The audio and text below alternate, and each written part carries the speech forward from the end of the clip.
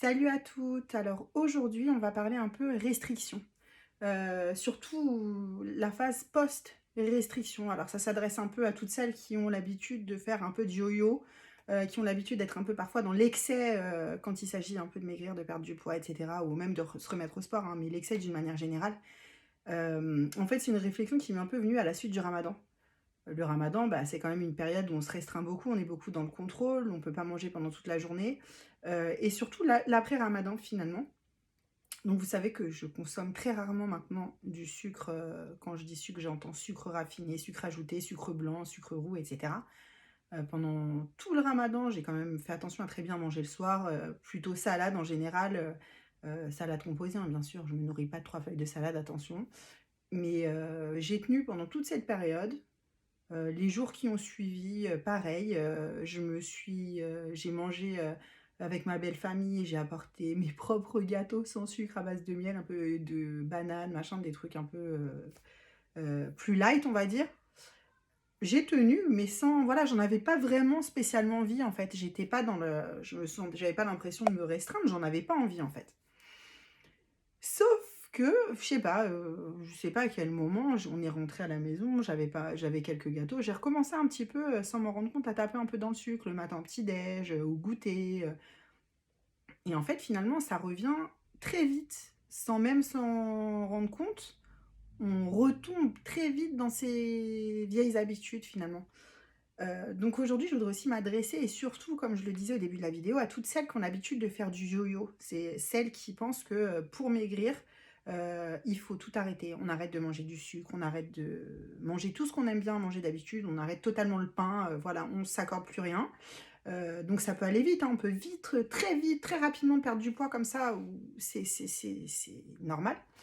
Sauf que qu'est-ce qui se passe? Le problème, c'est que derrière, quand on arrête d'être dans la restriction, il y a forcément un moment où on relâche un petit peu sa garde et on recommence à vivre, hein, parce qu'on ne peut pas passer toute sa vie en étant dans le contrôle, en faisant attention absolument à tout, c'est pas possible.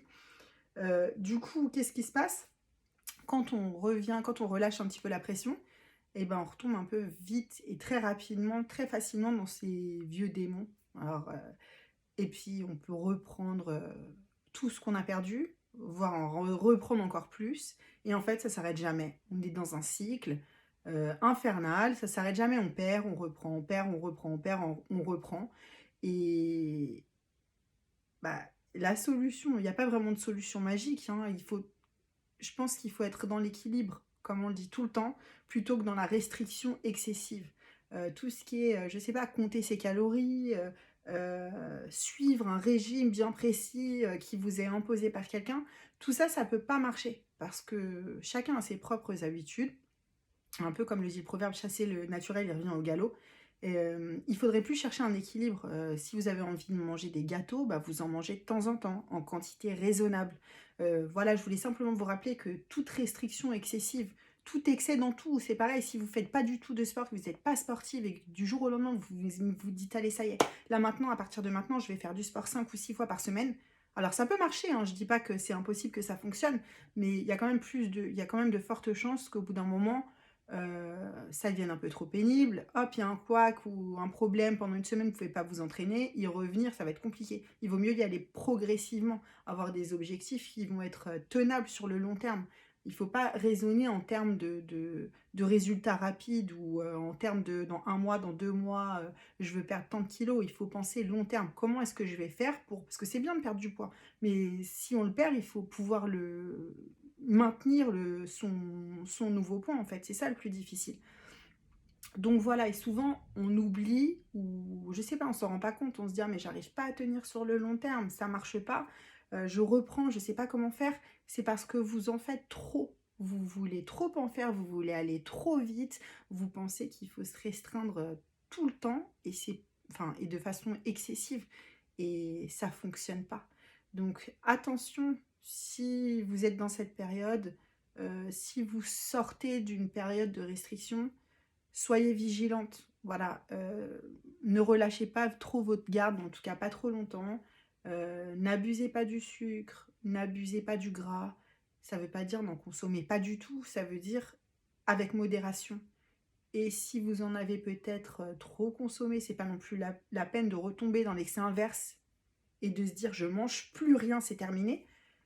C'est ce qui va vous amener plus facilement à craquer, mais plutôt y aller doucement, voilà.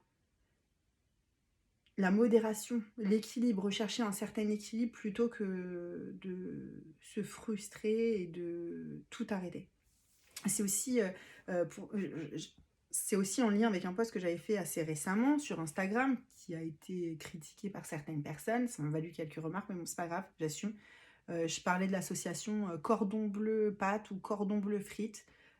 Alors j'ai pas dit qu'il fallait, pas manger de cordon bleu, hein. Si vous aimez ça, tant mieux. J'ai juste dit que c'était très gras, était très transformé, que les cordons bleus industriels, c'était franchement pas l'idéal. À la limite, il vaut mieux le faire soi-même et que l'association panure, qui reste du pain, du féculent, associé avec des pâtes ou avec des frites, c'est un petit peu lourd. Donc autant il vaut mieux accorder ça avec des légumes. Toujours dans la je dis pas que c'est criminel, que si un jour vous mangez des frites avec un cordon bleu, ça va vous tuer et que vous allez prendre 15 kilos, c'est pas du tout ce que je dis.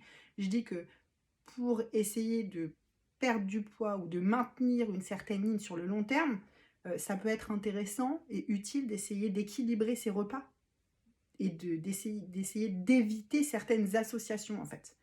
Mais voilà, encore une fois, loin de moi l'idée de vous dire il faut s'interdire de manger ci ou ça, il faut manger comme ci, il faut manger comme ça, tel menu, tel jour, voilà. Il faut savoir trouver son équilibre et cet équilibre, il est propre à chacun et c'est aussi pour ça que des fois c'est difficile de trouver, heu, comment maigrir et d'y arriver de façon, durable.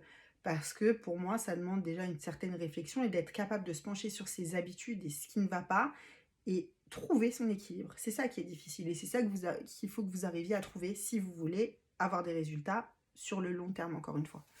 Donc sur ce, j'espère que cette vidéo vous a plu. Si c'est le cas, n'hésitez pas à partager, à liker, à vous abonner à ma chaîne.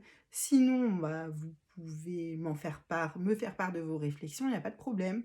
Je suis tout à fait ouverte à la discussion et à la remise en question aussi, c'est important. Sur ce, à la prochaine.